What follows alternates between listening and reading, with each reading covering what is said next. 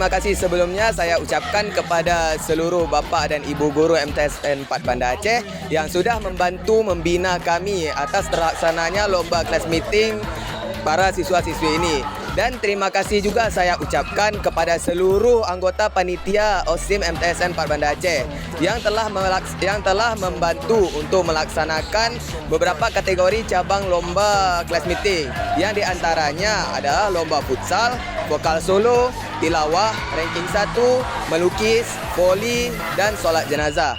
Adapun para peserta yang mengikuti lomba kelas meeting ini adalah seluruh siswa-siswi MTSN 4 Banda Aceh yang telah mewakilkan kelasnya untuk menjuarai lomba ini.